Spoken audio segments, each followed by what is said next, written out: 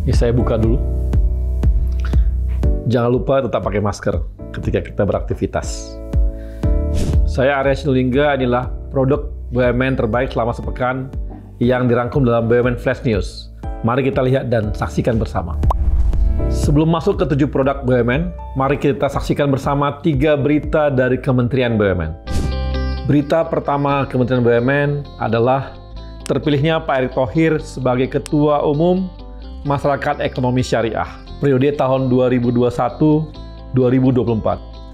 Pak Erick resmi sebagai Ketua Umum MES sejak dipilihnya beliau dalam Musyawarah Nasional Masyarakat Ekonomi Syariah pada 23 Januari yang lalu. Pemilihan ini melalui keputusan 11 orang tim formatur, di mana aspek pemilihannya mencakup pertama, aspek kualifikasi, kompetensi, komitmen terkait pengembangan ekonomi syariah. Belum dipercayakan sebagai Ketua Umum MES, Erick Thohir juga menjabat sebagai Wakil Ketua Umum Ikatan Ahli Ekonomi Islam, Pengembangan Ekonomi Digital, dan Keuangan Sosial Islam. Selamat dan semoga dengan amanah ini Pak Erick bisa mengembangkan ekonomi syariah di Indonesia. Berita kedua Kementerian BUMN adalah ditandatanganinya MOU antara Kementerian BUMN, dalam hal ini Pak Erick Thohir, dengan BPKP, dalam hal ini Kepala BPKP, yaitu untuk mendorong seluruh BUMN dalam penguatan tata kelola dan efektivitas pengelolaan resiko kecurangan atau fraud. Dengan langkah ini, maka BPKP akan memberikan laporan dan penilaian akuntabilitas setiap BUMN secara periodik kepada kementerian. Dengan langkah ini, maka diharapkan tata kelola di BUMN akan semakin baik. Di samping itu, tahun 2020, Kementerian BUMN juga sudah menjalin kerjasama dengan International Finance Corporation untuk meningkatkan aspek GCG dan juga bekerjasama dengan KPK dalam pengawasan dana PEN dan pengawasan vaksin COVID-19. Berita ketiga dari Kementerian BUMN adalah ditetapkannya Dewan Pengawas Lembaga Pengelolaan Investasi oleh Presiden Joko Widodo pada Rabu 27 Januari 2021. Adapun yang dilantik adalah yang pertama Menteri Keuangan Sri Mulyani sebagai Ketua merangkap anggota. Kemudian yang kedua adalah Menteri BUMN, yaitu Pak Erick Thohir sebagai anggota. Kemudian yang ketiga Darwin Cyril Nurhadi sebagai anggota. Kemudian yang keempat Yosua Makes sebagai anggota. Yang kelima Haryanto Sahari sebagai anggota. Seperti ketahui, LPI ini atau yang dikenal dengan SWF adalah lembaga pengelolaan investasi untuk membantu pemerintah dalam investasi yang dalam waktu dekat ini adalah bergerak di bidang investasi infrastruktur, dan nantinya akan berkembang ke investasi-investasi lainnya. Semoga dengan langkah ini, maka LPI akan bisa beroperasi dalam waktu singkat dan dalam waktu cepat untuk membantu pembangunan di seluruh Indonesia. Sekarang kita akan masuk dalam berita 7 produk terbaik BUMN dalam pekan ini. Berita pertama datang dari Antam yang diberikan izin ekspor boksit sebesar 1,89 juta ton hingga tahun 2022. Persetujuan ekspor ini diberikan kepada Antam karena mereka sudah memiliki pembangunan smelter grade alumina refinery atau SGAR di Mempawah, Kalimantan Barat. Sebelumnya, mereka juga sudah memiliki izin ekspor sebesar 840.000 ton atas kepemilikan pabrik chemical grade alumina di Tayan.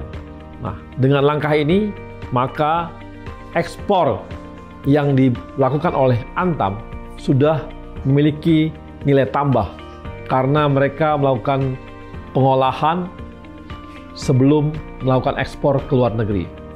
Dan dengan adanya smelter ini diharapkan Antam akan terus mendapatkan izin ekspornya dari tahun ke tahun yang nantinya diharapkan sampai tahun 2023. Berita kedua datang dari Inka. Inka merombak kereta sejenis KRL yang telah menganggur selama 20 tahun menjadi fasilitas isolasi pasien COVID-19 dia namakan Emergency Medical Train. Kereta ini memiliki 3 rangkaian kereta, masing-masing transit memiliki 8 gerbong, 6 gerbong untuk pasien dengan kapasitas 48 orang, dan 2 gerbong untuk para medis dengan kapasitas 24 orang. Sehingga total 3 transit ini bisa menampung 144 pasien, dan 72 paramedis. Kereta ini saat ini diletakkan di kantor Inka Madiun.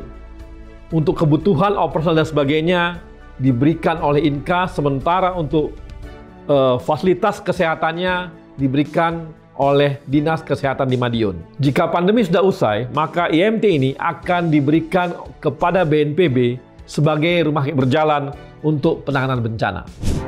Berita ketiga datang dari Pertamina. PT Pertamina meluncurkan kapal baru, yaitu Very Large Crude Carrier atau VLCC, berkapasitas 2 juta barel. Kapal raksasa bernama Pertamina Prime yang dibangun pada tahun 2018 dan telah meluncur ke laut pada tanggal 19 Januari 2021 dan akan diserah terimakan pada tanggal 30 Maret 2021.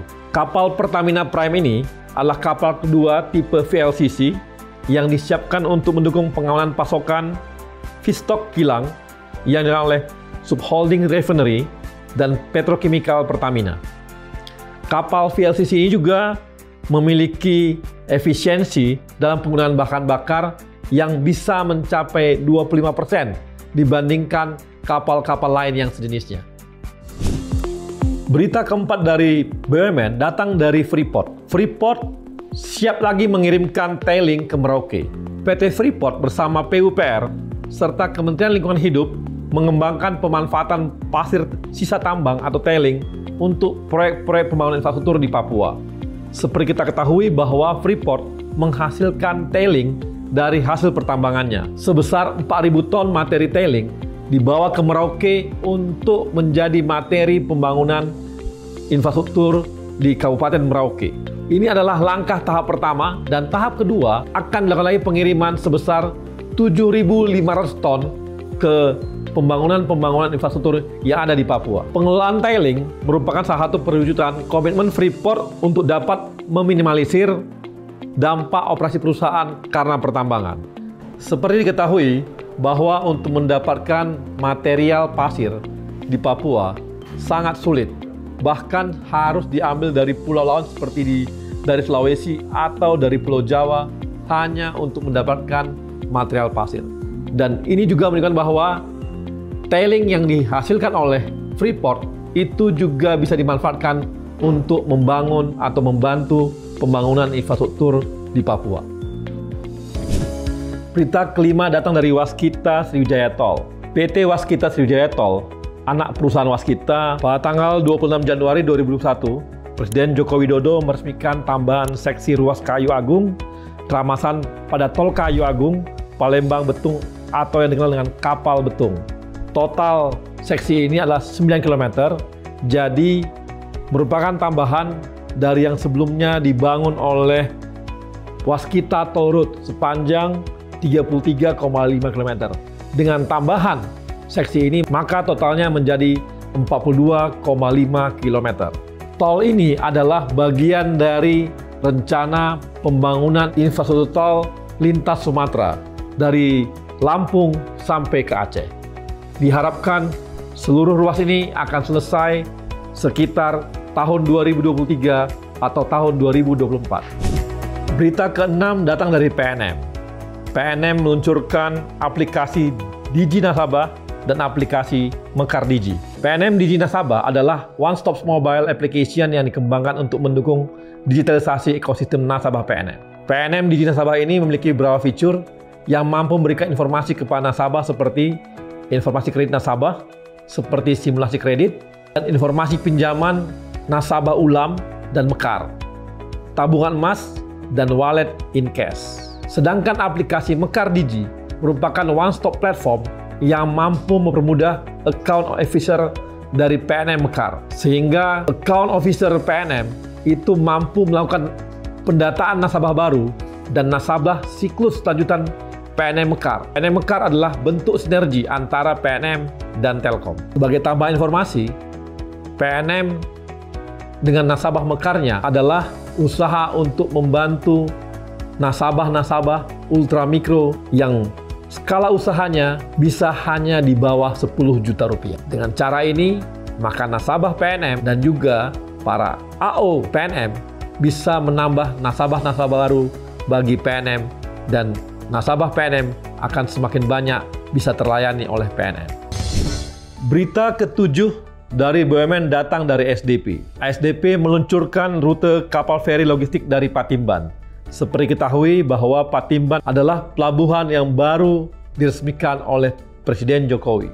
PT SDP membuka rute pelayaran feri jarak jauh alias long distance ferry dengan 3 rute baru, yaitu Patimban Panjang, Patimban Pontianak, dan Patimban Banjarmasin yang akan dilayani dengan KMP Ferindo 5. Dengan dibukanya lintasan ini menjadi salah satu alternatif rute jalur angkut barang yang memperkuat sektor logistik di Pulau Jawa dan Sumatera serta Kalimantan. Dan diharapkan dengan rute pelayaran baru ini melalui pelabuhan Patimban dapat memacu pertumbuhan ekonomi yang tidak hanya di wilayah Provinsi Jawa Barat dan Lampung, tetapi juga secara nasional. Sebagai tambahan informasi, lintasan jarak jauh Patimban Panjang ini beroperasi sejauh 210 mil dengan waktu tempuh pelayaran 19 jam.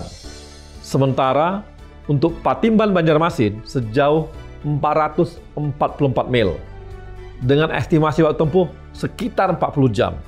Dan lintasan Patimban Pontianak yaitu sejauh 420 mil dengan estimasi waktu tempuh sekitar 38 jam. Diharapkan dengan langkah ini, maka pertumbuhan ekonomi akan semakin baik, alur logistik juga semakin baik antara Jawa, Sumatera, Jawa, Kalimantan. Demikianlah produk BUMN terbaik minggu ini. Semoga di minggu depan makin banyak produk dan layanan BUMN yang terbaik untuk melayani negara dan masyarakat Indonesia.